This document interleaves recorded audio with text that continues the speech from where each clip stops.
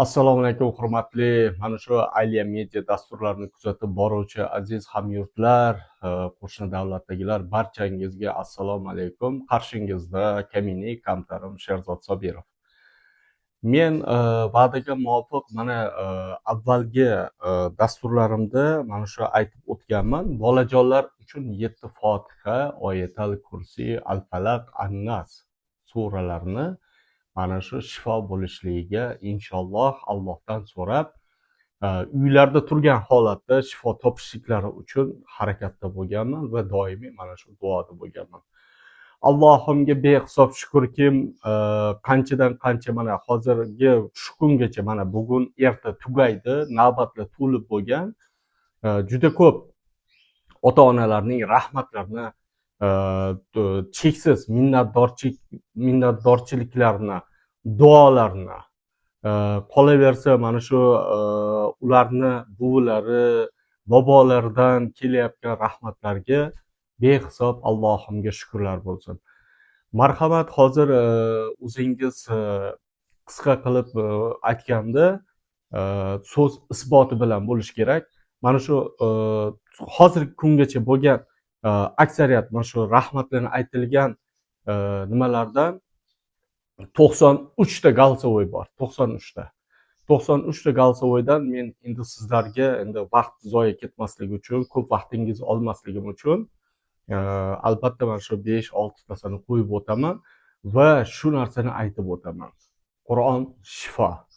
Mana shu bolajonlarni peshob qilib qo'yishliklari, tanalariga toshma yaralar toshishi, alahsirab chiqishlari, injiq bo'lib qolganliklari va hokazolar bo'yicha qolaversa mana 2 oy, 3 oydan beri mana shu kechasi peshob qilib qo'yadigan bolajonlarimizni shifo topishganligiga marhamat o'zingiz guvohi bo'ling. Assalomu alaykum. Men YouTube'dan domlalarni bolalarga ruqiya o'qishlarini ko'rib qoldim. Kecha va bugun farzandimni shu ruqiyaga qatnashtirdim. Qizimni juda mazasi yo'q edi. 2 hafta bo'luvdi operatsiya bo'lganiga. Operatsiya joylari bitmayotgandi. Allohga shukr, kecha va bugun shu ruqiyaga qatnashganimizdan keyin farzandim ancha yaxshi. Operatsiya bo'lgan joylari o'z-o'zidan bitib qolibdi. Yo'qolib ketibdi o'sha operatsiya joylari. Farzandimning ahvoli oldingidan ancha yaxshi. Yuzlari to'lishib, nurga kirib, ovqatlanib, ishtahalari ochilibdi. Kechalari uxlolmay chiqadi. 2 kundan beri yaxshi uxlayapti. Domla rahmat, Alloh rozi bo'lsin shu kishidan.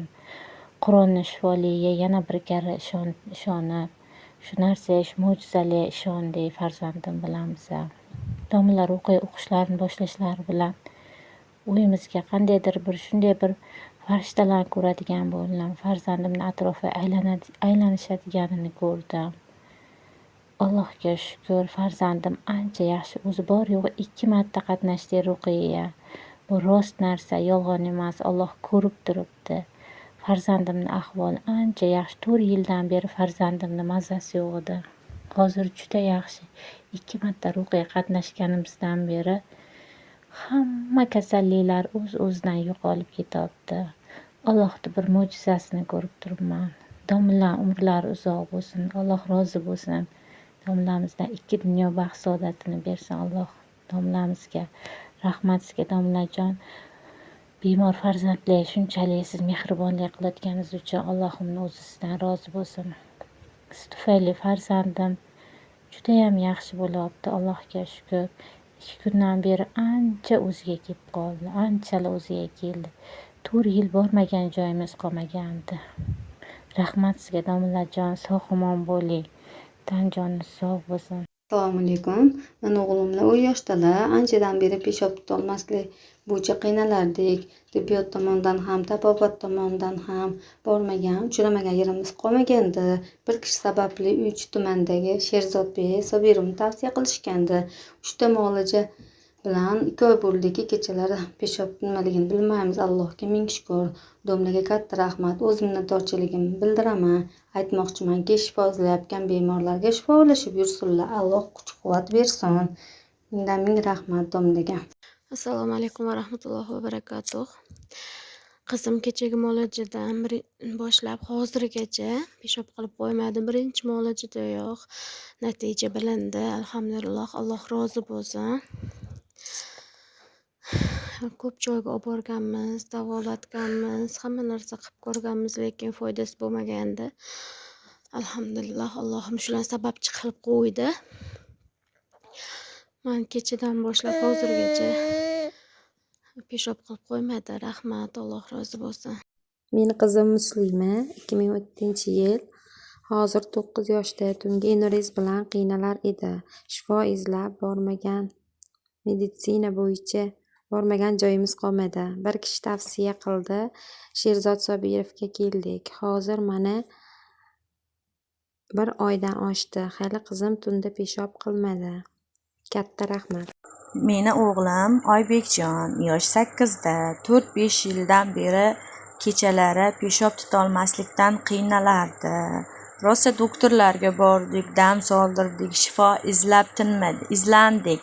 Allohga shukr, bir kishi shu holatda bo'yicha shifo topgan ekan. Bizga ham tavsiya etdi. Sherzodbek Sobirov tavsiyasiga eshitib 1 martalik ruqiya muolajasini bilan oldik. 20 kuncha bo'ldi. 20 kundan o'tdi. Peshob tutolmaslik holati qayta kuzatilmadi. O'g'lim kayfiyatlari, chehralari ochildi. Shu domladan minnatdorman. Minnatdorchiligim cheksiz. Barchaga shifo ulashishdan charchamasinlar. Alloh kuch-quvvat bersin. Kattakon rahmat. Assalomu alaykum. Jiyanim ancha yaxshi, Xudoga shukr, rahmat sizga. Mana hurmatli ota-onalar, va'daga muvofiq Allohimga behisob, beadad shukrlar bo'lsin. So'z isboti bilan bo'ldi. Uylarda turgan holatda bepul, albatta, mutlaqo bepul holatda dori va darmonsiz shifo topishganliklariga mana o'zingiz guvohi bo'ldingiz. Robbil alamin Parvardigor mana shu har bir insonlarga, yaxshi insonlarga mana shu o'zi komil shifosini ato etsin. Men yana bir bor aytaman. Men ham sizga o'xshagan bir sababchiman. Alloh Robbil alamin o'zi qo'lladi, o'zi mana shu bolajonlarga shifosini ato etdi. Bu kunlarga alhamdulillah behisob shukr. Bu kunlar albatta tarixga muhrlanib qoladi.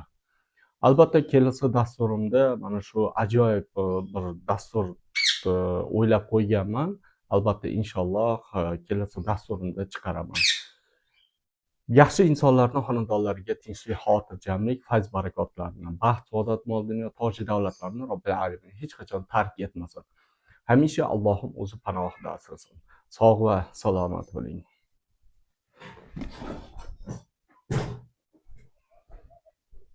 Rasululloh qasam ichib aytganlar.